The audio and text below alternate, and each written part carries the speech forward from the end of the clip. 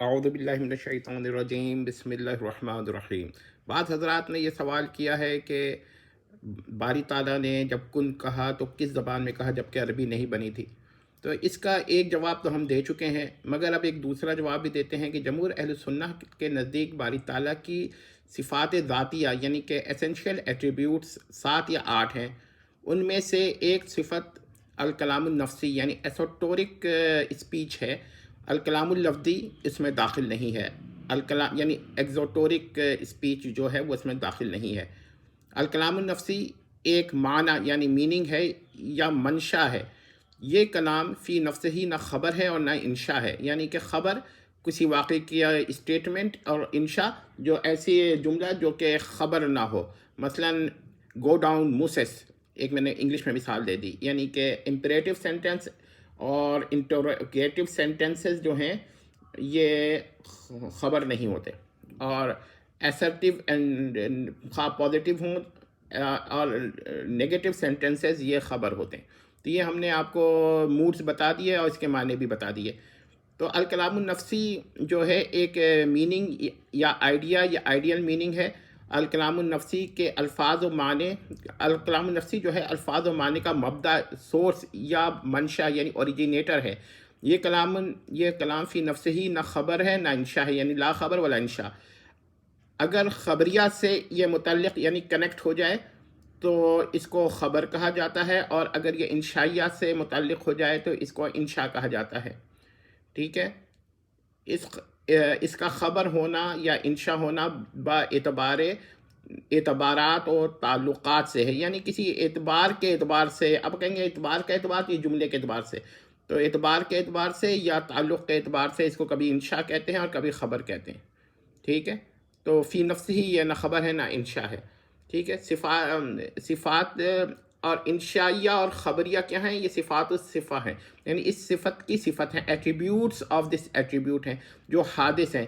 امام راضی نے البتہ اس کو قدیم، اس کو خبر کہا، اس سے خبر قدیم ہونا لازم آتا ہے، لیکن اس پہ کچھ اعتراضات ہیں جس کو ہم انشاءاللہ کبھی ذکر کریں گے۔ لیکن انہوں نے اگر اس کو قدیم کہا ہے تو کسی تعلق کے اعتبار سے کہا ہے، ورنہ اس کے تعلقات حادث بھی ہیں اور قدیم بھی ہیں۔ تو مثلا کلام ہے، کلام نفسی ہے، اس اعتبار سے اگر آپ دیکھیں تو اس تعلق پہ اگر یہ تعلق قدیم ہو تو اس کو آپ کہہ سکتے ہیں کہ اس تعلق کے اعتبار سے یہ قدیم ہے، لیکن دوسرے تعلق کے اعتبار سے یہ خبر بھی ہو سکتا ہے، تو یہ کوئی بڑا مسئلہ نہیں ہے۔ ٹھیک ہے، صفات جو ہیں وہ حادث ہیں۔ تو باری تعالیٰ کی صفات ذاتیہ قدیم ہیں، لیکن صفات ذاتیہ کی جو صفات فعلیہ ہیں وہ سب حادث ہیں۔ لیکن انہوں نے اس کو میں نے یہ بتا دیا تھا تعلق قدیم کے اعتبار سے قدیم کہا ہے۔ الکلام اللفظی کا کوئی منکر نہیں ہے، لیکن سلفیہ ظاہرہ اور حنابلہ جو ہیں تو الکلام النفسی کے منکر ہیں۔ امام اشعری کے نزدیک اس کا مسموع ہونا ممکن عقلی ہے، اور امام ماتریدی کے اکثر ماننے والوں کے نزدیک یہ مسموع نہیں ہوتا ہے، اس کا مسموع ہونا محال عقلی ہے۔ ایک جواب یہ ہے کہ الکلام النفسی جو اب سوال جو ہے اس کا جواب یہ ہے کہ ابتدا میں جو انشاء تھا نا کن، وہ اصل میں الکلام النفسی تھا، تو یہ متعلق ہوا ہے، کس سے متعلق ہوا ہے؟ یہ متعلق ہوا ہے کیا کہتے ہیں عالم سے، جیسے کہ قدرت متعلق ہوئی ہے تو اس لیے وجہ سے کن ہے، یعنی اس، اور یہ بھی کہہ سکتے ہیں کہ کلمہ کن کے یعنی کہ امر کے حساب سے اعتبار سے یہ متعلق ہوا ہے۔ اب اس پہ دو اعتراض اور بھی ہوتے ہیں کہ کہا جاتا ہے کہ کلام اللفظی جو ہے الکلام النفسی پر دال ہے، یعنی اگر یہ خبر ہے تو پھر اس کا مطلب ہے انشاء نہیں ہوگا، اور اگر انشاء ہے تو خبر نہیں ہوگا، کیونکہ خبر کا انشاء پہ دال ہونا محال عقلی ہے اور انشاء کا خبر پہ دال ہونا محال عقلی ہے۔ تو اس کا جواب یہ ہے کہ انشائیہ اور خبریہ یہ دونوں جو ہے نا اس کی صفات فعلیہ ہیں، کلام نفسی کی صفات فعلیہ ہیں، اور یہ ان کے اعتبار سے اس کو کبھی انشاء کہا جاتا ہے اور کبھی خبر کہا جاتا ہے۔ تو یہ ایسا نہیں ہے کہ یہ فی نفس ہی جو ہے نا خبر ہو یا انشاء ہو، لہذا یہ اعتراض باطل ہو گیا۔ تو یہ بھی ہو سکتا ہے کہ یہی کلام نفسی جو ہے نا ایک اعتبار سے انشاء ہے اور دوسرے اعتبار سے قدیم ہے اور سیملٹینیسلی.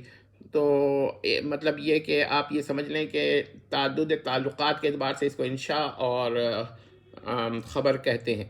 تو یہ تو ایک اس کا جواب ہو گیا ہے.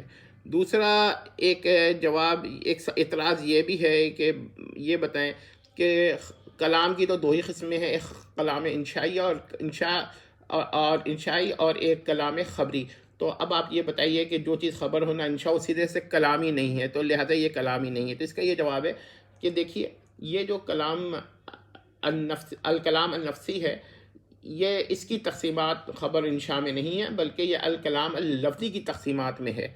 تو یہ ساری جواب ہو گئے. تو اب اس کا مطلب یہ ہوا کہ باری تعالیٰ نے اگر کلمہ کن نہ بھی کہا تو الکلام النفسی کے اعتبار سے تعلق اس کا ہو گیا، اور اسی کو کہا گیا ہے کہ باری تعالیٰ نے حکم دیا کن کہا.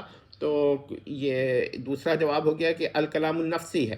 اس پر مجھے یاد آیا کہ امام اشعری کا ایک استدلال ہے کہ اللہ تعالیٰ جو ہے جب کن کہہ کے کسی شے کو تخلیق کرتا ہے، یہ ذرا نوٹ کر لیجئے گا، تو وہ جو ہے کن، یہ جو کلمہ کن ہے، یہ جو کن کہا باری تعالیٰ نے، یہ مخلوق اگر ہوگا تو پھر اس کے لیے ایک اور کن کہنا پڑے گا، پھر اس کن کے لیے ایک اور کن کہنا پڑے گا، تسلسل غیر متناہی لازم آئے گا جو محال عقلی ہے اور غیر مقدور ہے.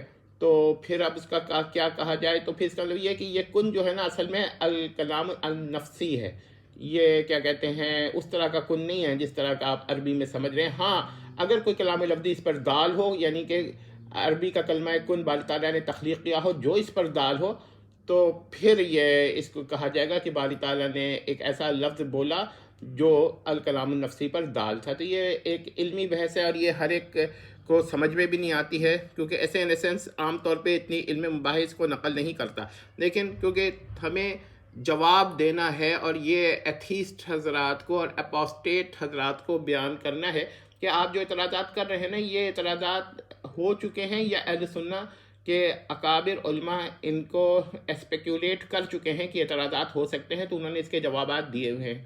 تو یاد رکھیے گا کہ یہ ہمارا موقف، ہم نے یہ بھی بیان کر دیا ہے، جواب دینے کے لیے ہے. اس کا یہ ہرگز مطلب نہیں ہے کہ یہ اس کو ہم تسہیل کر کے دیں. ایسے کر سکتے ہیں، اگر ضرورت پڑی تو کر بھی دیں گے. مطلب یہ ہے کہ ہمارے پاس اور بھی جوابات ہیں، اور پلورلٹی آف آنسرز جو ہے نا، اس کی دلیل ہے کہ اعتراض کمزور ہے. ٹھیک ہے، والسلام تمت.